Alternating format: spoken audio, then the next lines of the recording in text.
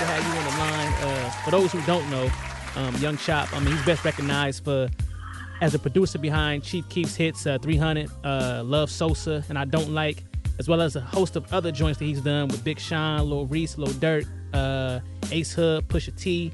I mean, the list goes on and on, man. So we're definitely glad to have you on the line. And it's definitely a blessing, you know what I'm saying, to see your career flourish like this in the past 3 years. So one question I got for you is if you had to kind of describe the last 3 years of your career in just one word, I mean, what would that one word be? Crazy. That's what's up, crazy. Man. Yeah. I mean, crazy. So let's talk a little bit about like how you really was able to capture so much of the market, because your sound came out of nowhere, man. So what was it that really separated you from everybody else? What separated from me? I was just out there on everywhere, just grinding. Yeah. We on the plane everywhere. Me and my manager Wayne, we was just everywhere, like literally everywhere. Everywhere. Where everybody was at, like not planning it, none of that. So yeah, that's how it was different from everybody, just on the ground. Yeah. Just getting out there. Because, you know, it's crazy right now in a culture where everybody's a rapper, everybody's a producer, everybody got a SoundClick page and wants you to check out their beats. And so at the end of the day, it's a million producers out here, but you've been able really to like separate yourself from those producers. Is it something about the way you grew up, or kind of your atmosphere that kind of gave you that one up on everybody else? Yeah, like at the end of the day, I just didn't never give a care about nothing. Like, I just went out there and just did it. It ain't nothing special. It ain't nothing too special. It's just the way, like, how we was just moving at the time. So. Yeah. But one thing I do want to know, doing an interview with Noisy about the rap scene in Chicago, you mentioned that you don't get involved with like the activities of many rappers that you produce for, like, you know what I'm saying, in terms of the weed and drugs. So how do you stay grounded? Like, bro, to be honest, just really like traveling. That's keeping me away from everything. Just traveling and just staying focused on my music. Yeah. Just doing me at the end of the day, because that one never me like game banging and all that. That was never in my character. Like, never ever. And it's crazy. I think it's dope because you're like a testament that you don't have to necessarily live that lifestyle or be involved with the drugs and alcohol and stuff to be successful, man. And so do you kind of tell people that, like, some youngins that's around you that's growing up, that you ain't got to necessarily go that route? Oh, most definitely. I tell them all the time. For real. I go to school to talk to the kids, all that. Yeah. So even as somebody who's around all the, you know, the craziness of the culture, I mean, you pretty much are saying that you can be dope without all those things, right?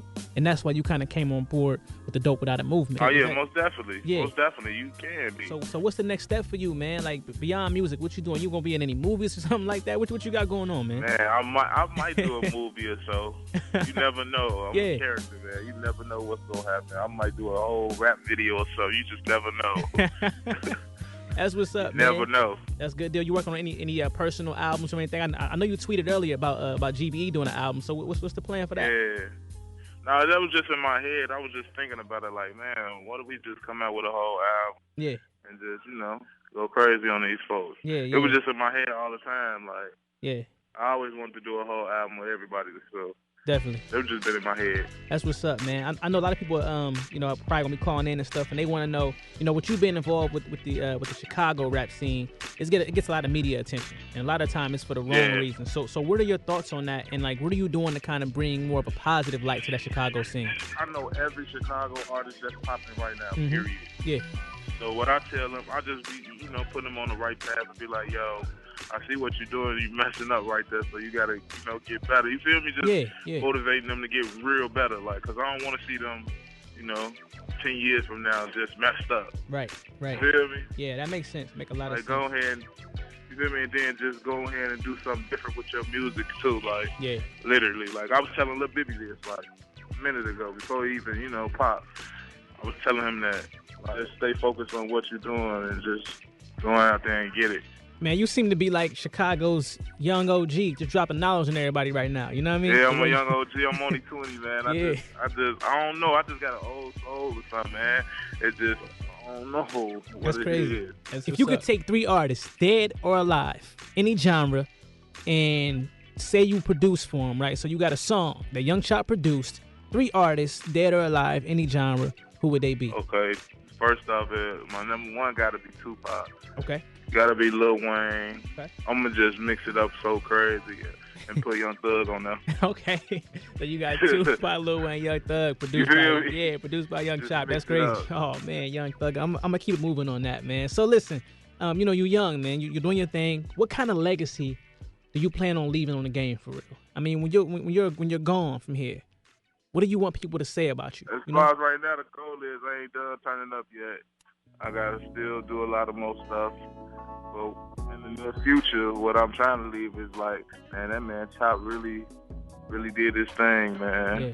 And really put it down. That's what I'm trying to leave. Well, we definitely appreciate you taking time to chop it up with us tonight. For those who don't know, that's Young Chop, super producer for Chief Keef, Big Sean, Pusha T, Ace Hood. The list goes on.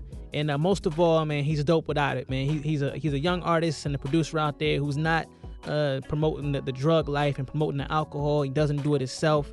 And I think it's great, and we commend him on that on any given